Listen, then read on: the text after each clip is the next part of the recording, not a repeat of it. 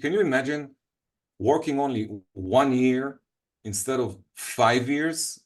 5 years of work or 1 year of work? Which one is better? You are Making the same amount of money. Okay. So why are we wasting life that was given to us? Wasting life. Tell you why we're wasting life. I tell you why most people waste their life. Because they can. But only 2% actually get it. And the majority of people that are jealous and envy of successful people is because they don't have what it takes to make the commitment that the 2% are making every single day when they go to sleep and when they wake up. Because they go to sleep at 9 o'clock, 9:30, 10, and they get up at 4:30 every morning. But they make a commitment, and then they go to the gym, which is another commitment, and then they eat healthy, which is another commitment, and then they speak nice, and they hold their emotions, which takes another commitment and self-discipline, and they work on themselves, and they read the books, and they show up to the coaching, and they hire a coach, and they do all the stuff that needs to be done in order to become successful. They make a commitment to make in 1 year what most people make in 5 years or 10 years. So why would you, and I'm talking not just to Selena, why would anyone who's watching this right now choose to work 5 years instead of 1 year? And the only answer is you're lazy. That's why you're scared of making a commitment and go to work. You're scared of working. You're scared of working, of doing the actual work, to work from 8 o'clock in the morning until 8 o'clock at night nonstop, and then be exhausted and just eat dinner and go to sleep and wake up tomorrow and do the same thing all over again. They don't want you to pay your mortgage in 3 years. You think your bank wants you to pay your mortgage in 3 years? I don't think so. They don't want it. They don't want it because they stop making money on you. Take this thing, think about it seriously, and ask yourself, why am I so lazy? Like, if I'm thinking about myself right now, I can achieve so much more than I'm achieving. So if I look in the mirror and I ask myself, why is that? I can tell myself, oh, it's because of this, and I have to take care of that, and all the stories. But then I need to look back in the mirror and look at myself, right? And say, come on, you can do a lot better than what you're doing right now. What's holding you? Why are you so lazy? And then you recognize, and then you make a commitment. I'm making it, and you write it down. You make a commitment in writing to yourself. I'm writing it down right now. How do you find out why you're lazy, Ron? How do you expel that laziness demon out of you? I tell you how you do it. I tell you how you do it. You need an accountability partner. Yes. You need an accountability partner, you know. Selena, I'm sorry. Hi. Hi. I didn't know I was lazy until last week. I used to get offended when Ran called me lazy. Like, hell no, I'm not lazy. But he made me realize that I am lazy. Yes. Incomplete. I recognize that I am totally. It's just the excuses that I give myself, they're ridiculous. It's fun. It's not funny, but it's been like this for years. Yeah. So the way to combat this run is by getting a coach. Yeah. That's one way of doing it. Okay. What else? It's definitely a better way than doing it by yourself, because the problem is most people trust themselves and they shouldn't.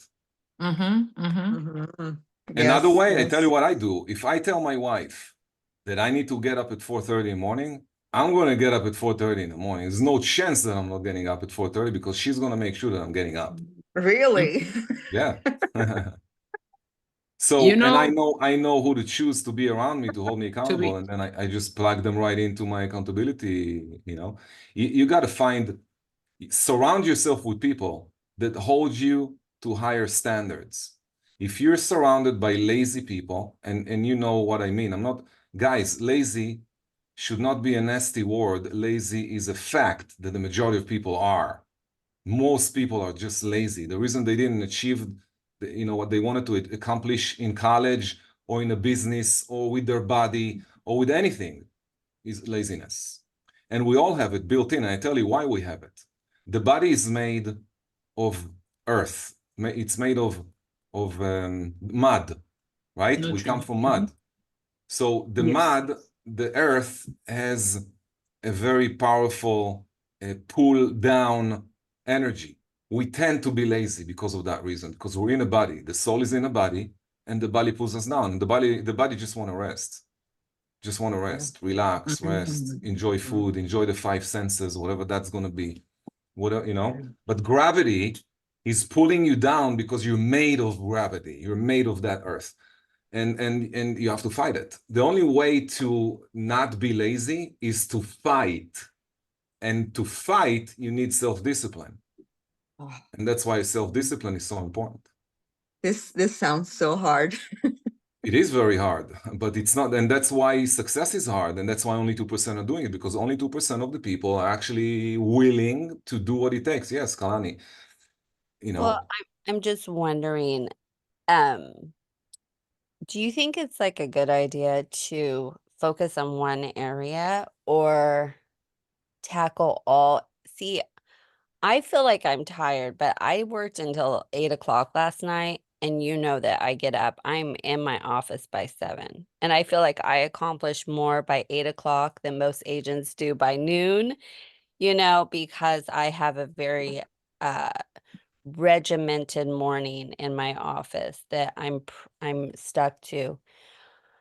But there's only so much I can do in one day, honestly, Ron, and I'm tired at the end of the day. And I'm a California girl, so you know we're all about feeling and quality of life, and you know you got to have time to go watch a sunset. You know, that's kind of and I joke because where I live, I say we're lifestyle people. We live by the ocean, you know, and I feel like I haven't even went to the ocean this year. So for me, I guess my real question to you is I don't want to burn out.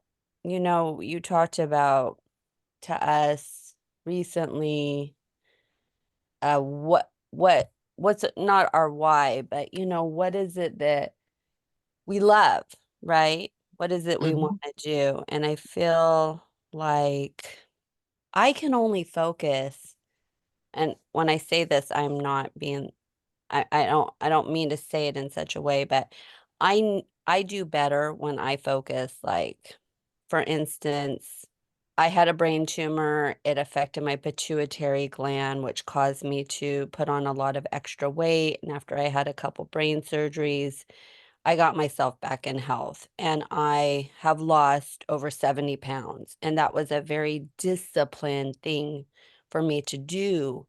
Wow. I had to focus. That Yeah, well, really had to be my primary focus, change the way I eat, my exercise, eliminate things that maybe I don't like to do. But a lot of the things in my life were a process of elimination, purging things like you talk about, surround yourself, proximity, people that hold you to a higher standard, you know, eliminating those types of things. I am the person now who can go to a baseball game and I don't need a hot dog. I don't need any French fries. I get the salad, you know, and that has been major discipline, but also just changing my routine, my thought process. Anyways, I guess my point is that I find myself when I put myself in too many spots of focus that I don't give as much of 100% as if I narrow it down and say, and I don't know what the major blast is because I haven't finished my last book to start yours, but that this is the area that I really want to improve in my life. And that changes my patterns a little bit. So I just want to know your intake on that because I mean, I promise you right now, I feel really burned out. I promise. You know, my business is okay, things have ramped up, but I'm tired. I'm tired, you know. Physically or mentally, emotionally, what? Um, I think all the above, honestly. I mean, I'm not getting any younger, truthfully, but you know, just I feel like and I love what Ask I you a do question. for I I love want to ask this. you a question. When was the last time you went to see the sunset? I haven't in a long time because How long? huh? How long? When was the last time I went and saw a sunset? I just can't even remember. Honestly, maybe the last time I was in Hawaii, you know, I mean, I just have not just grabbed my beach chair, went down and sat and listened to the ocean and just enjoyed where I live, you So know. let me ask you a question. Hmm. Are you willing to make a commitment right now Hmm. to go and see the sunset every day for the next 7 days? 7 days of I sunset. can't. I can't. My Why? schedule is not open for that. Why? Well, I have not Who controlled controls your that. schedule? Well, I do. Great. So you But I've can. let my schedule get out of control, truthfully. With my Look, focus you're not going of, to gain any energy. Let's okay, let's let's face it. You're not going to regain energy physically, emotionally, and mentally unless you go watch the sunset, because otherwise, what are you doing it for? So if you give yourself the gift of sunset every day and you do that for 7 days, by the way, I know you will continue to do that. I don't know how far you are from the beach in order to do that. But if we're talking about 10, 15 minutes away from you, yeah, I'm it's not 10 just minutes away. okay, so it's not a big commitment. Hmm. And you should be able to make that commitment because you need to. You need to sometimes stop and recognize that you need to give yourself some of the things that really mean something to you. And it sounds like the sunset is one of them. So, Well, and the it's easy to ocean. do. It's easy to do. And you don't need to invest money to do that. And it's not going to cost you something that you don't have. So there's no reason for you right now not to do it. And doing that, by the way, will make you more successful in your business. Making a commitment, having the self-discipline to stop everything that's going on and say, I don't know what time the sunset is in California. What are we talking about? 8:30-ish, like between Yeah. 8 and 9? Maybe I can just go to the ocean. I need to be in bed by 9 o'clock. Right. Hey, But if I just put my you feet can in the go to, you sand, can finish your day, make a commitment every day to sit on the beach for 1 hour at whatever time you can. And then you go home and you take that, the sound of the waves with the sun in your face and looking at the birds and listening to the noises around you. That will give you so much peace that all of a sudden you balance your mental capacity and you're not tired anymore mentally. And that's going to influence also your emotions and make you more relaxed. So all of a sudden you have less anxiety and you're a little bit more relaxed. And now all of a sudden, physically, you have more energy. So that just going to the beach without, I'm not even saying go jogging, walking, no, none of that stuff. Just sitting down on a chair at the beach, looking at what's happening around you, being alive, being in the moment will give you a lot more income and success and peace and energy than anything else you've been doing on your schedule. So I wanted to ask you another question because it's a good question to ask you while I have you here. You don't have to answer, by the way, but the answer should give you an insight into what's missing right now in order to install self-discipline. I wanted to ask you, why did you lose 70 pounds? That's a lot of weight to lose, and it's a big commitment. We all know it.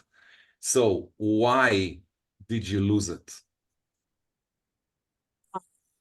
well, I felt like I had to. But truthfully, I after my last brain surgery, a group of my friends and I went over to Hawaii and I saw a picture of myself. And when I was looking in the mirror, I didn't see the person I saw in the picture.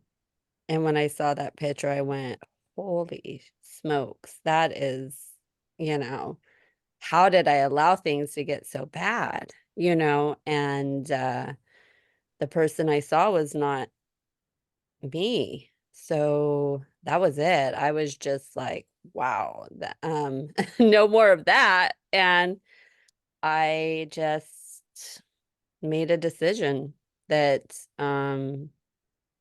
that it didn't matter what I had to do. I was going to get my life back. And I was getting my life back. I had just had, bypass surgery in my brain to stop strokes. And, I had a different type of ability for my health, and because I was disabled before. But yeah, I feel fantastic, now. I'm not quite where I want to be, but I've come a long way. Thank God for that. So look, based on what you're saying right now, I just wrote down as you speak, I write. So I wrote down, it was a wake-up call for you. You saw yourself in a photo and you didn't recognize yourself. You didn't agree. You had a disagreement with being that person. Yeah. And that was a wake-up call. It's almost like someone else is saying enough is enough. Like I remember Jim Ran was always talking about this little kid shows up at his home to for donations, and he didn't even have $1 to give her, and he felt so bad that it was his wake-up call, and he changed his life just because of that experience. You change your life because of an experience, looking at a photo, recognizing where you are, not recognizing yourself. This is not who I am, and I'm going to change that. And then you said, I just made a decision, which is really how everything else is going to be done. You got to make a decision, okay? And the decision needs to be important enough for you to make the commitment to follow through. The decision to lose 70 should be the same as the decision right now to achieve what's next on your agenda. If you went through some really hard time. You are where you are right now because you have the power to overcome. You have it. You don't need to prove it to anyone, and I'm talking between you and yourself. You have what it takes to do what is needed. Now, you just need to make a commitment. Make a decision of where you want to go. What's point B going to look like? Make a decision to go there. Snap out of this.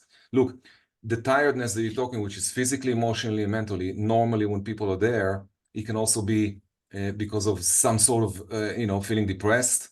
There's a lot of depression everywhere. And I mean, if you just open the TV in 15 minutes, you're going to, get into depression. It's very easy today to be sucked into it. Remember, you're also in a body, meaning, gravity is going to pull you down. Tiredness is going to show up. We're not getting any younger. The older we get, the less energy we have. So we need to eat less to, preserve more of the energy we have. We need to eat less. We need to drink a lot more water. And we do need breaks. You do need to go see the sunset.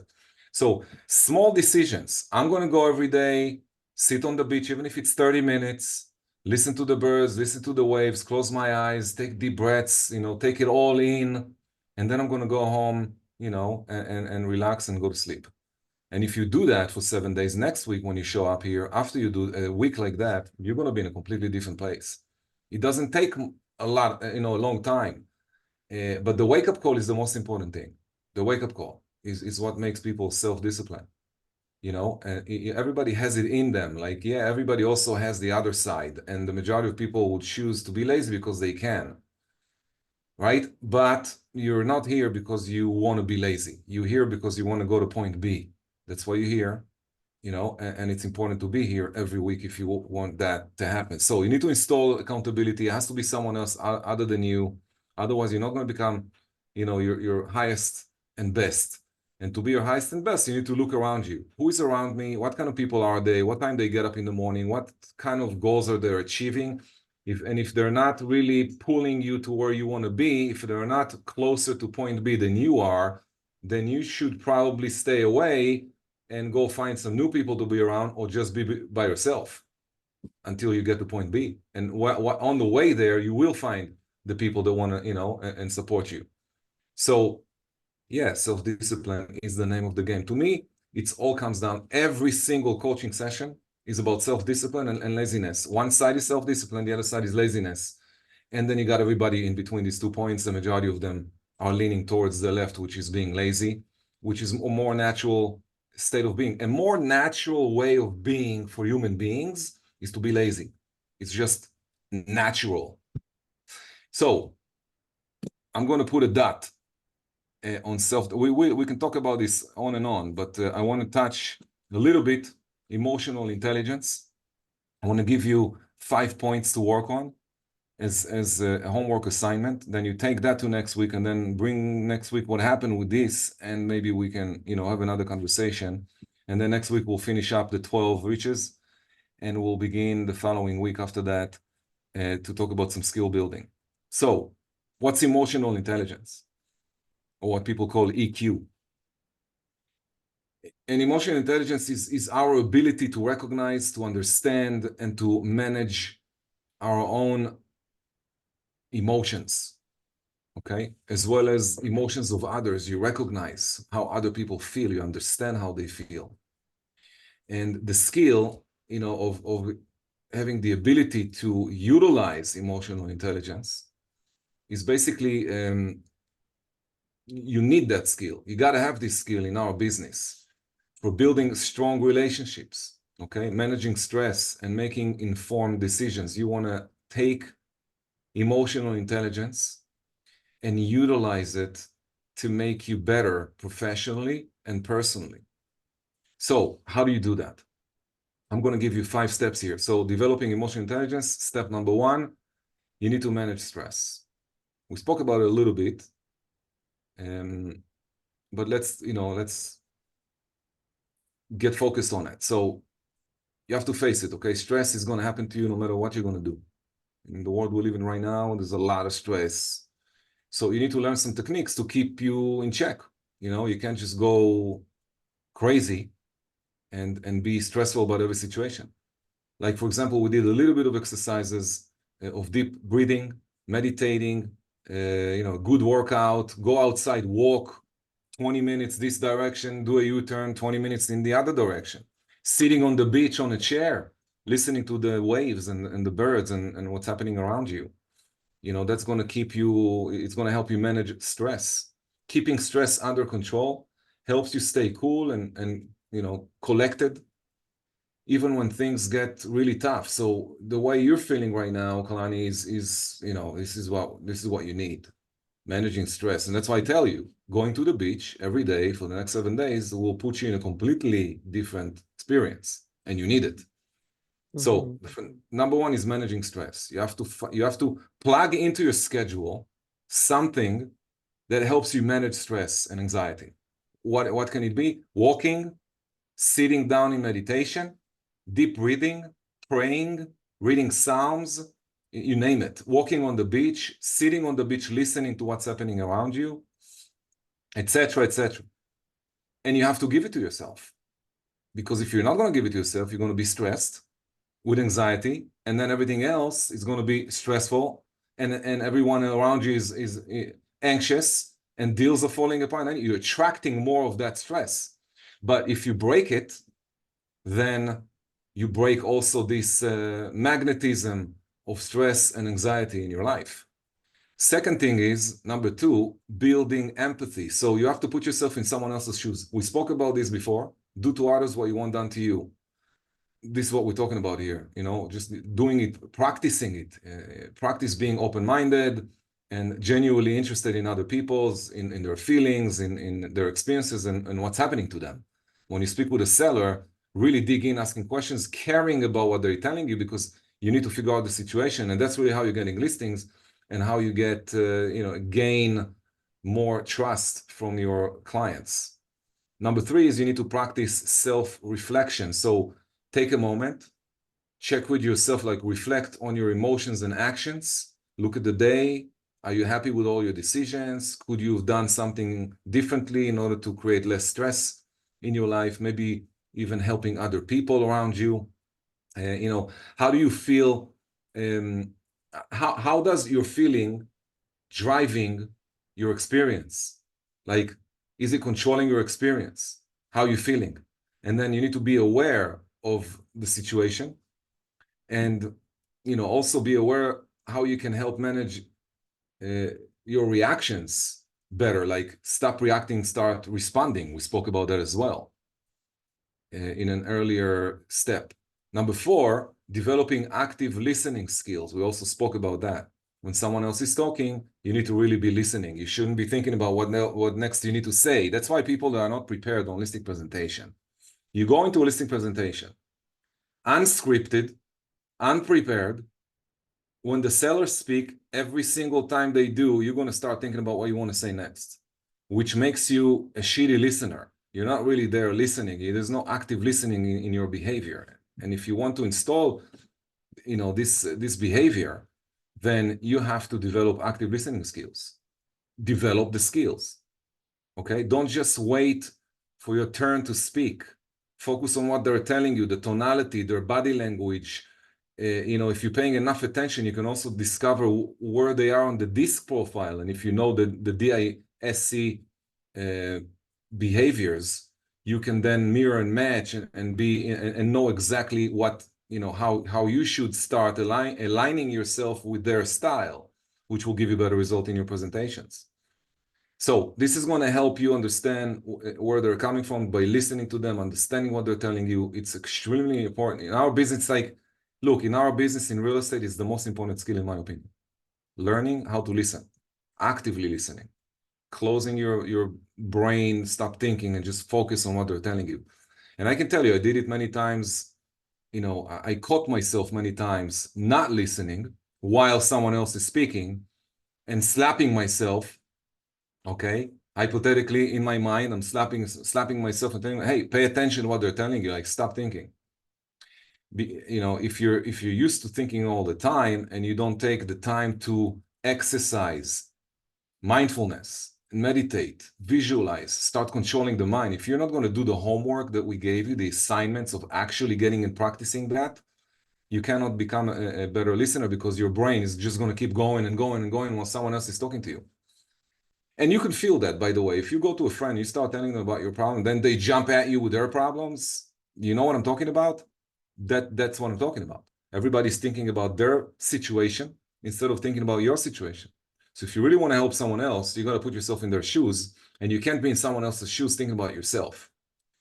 Number 5 is you got to seek feedback. So don't be afraid to ask others for their perspective on how you handle their emotions and interactions. Listen to your spouse, listen to your partners, listen to your children, listen to your friends, listen to your colleagues. Ask them for real feedback. Surrounding yourself with real people, not with fake people who tell you what you want to hear. Surrounding yourself with people who tell you what you don't want to hear is something that you should start thinking about it seriously.